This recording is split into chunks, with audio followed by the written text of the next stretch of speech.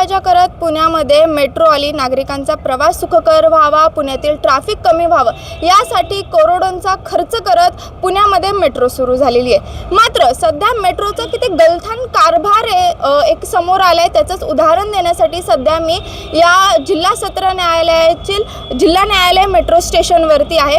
खरं तर पुण्यातील हे सर्वात मोठं मेट्रो स्टेशन आहे, कारण की इथं अंडरग्राउंड आणि पर्पल लाईन जी असेल ते वरील म्हणजे वनाज असेल, रामवाडी असेल, इथे सगळे स्टेशन इथं जोडले जातात। त्याच्यामुळे पुणे शहरातील हे सर्वात मोठं मेट्रो स्टेशन समजलं जातं। आता पाहायला गेलं तर पुण्यातील एक सांस्कृतिक राजधानी आपल्या महाराष्ट्राची, त्याच्यामुळेच मेट्रोचं जे काम आहे ते त्याच्यातून दर्शवावं किंवा एक त्याची प्रचिती यावी यासाठीच जे सांस्कृतिक ओळख देण्यासाठी इथलंच मेट्रोचं तसं बांधकाम केलं। उदाहरण द्यायचं झालं तर छत्रपती संभाजी महाराज उद्यान मेट्रो स्टेशन असेल, डेक्कन असेल, तिथे मावळ्यांच्या पगडीचं जे स्वरूप आहे मेट्रो स्टेशनला ते देण्यात आले।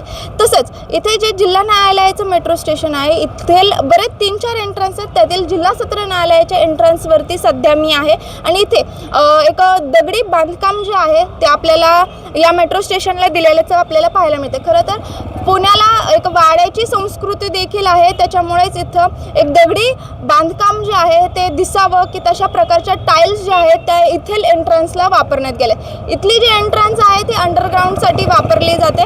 मात्र महामेट्रोचं किती गलथान कारभार आहे हे म्हणावं लागेल, कारण की 1 ते 1.5 वर्षातच या ज्या टाईल्स आहेत ते कोसळायला सुरुवात झाली आपण किंवा गळायला सुरुवात झाली। खरं बघायला गेलं तर ह्या ज्या टाईल्स आहेत त्याच्यावरती एक दगडी असं बांधकाम वाटावं अशा प्रकारच्या या टाईल्स आहे। आणि मी म्हटल्याप्रमाणे आपले पुण्याला वाड्याची संस्कृती देखील आहे, त्याच्यामुळेच हे जी एंट्रन्स आहे किंवा ही जी बिल्डिंग आहे त्याला त्या प्रकारचं स्वरूप यावं त्याच्यासाठीच अशा प्रकारच्या टाईल्स वापरल्यात। मात्र गेल्या 1 ते 1.5 वर्षापूर्वीच झालेल्या या कामात आता पुन्हा ह्या ज्या टाईल्स आहे 1 ते 1.5 वर्षानंतर पुन्हा गळायला सुरुवात झालेली आहे। त्याच्यामुळे एक निकृष्ट दर्जाचं कामचं जे उदाहरण आहे ते या सगळ्यातून दिसून येते। अक्षरशः इथं बघायला गेलं तर आपल्याला खच जो आहे तो पडलेला पाहायला मिळतोय। या साईडला देखील एक दुसरा खच आहे, त्याच्यामुळे किती निकृष्ट दर्जाचं काम जे आहे ते इथं झालेलं आहे।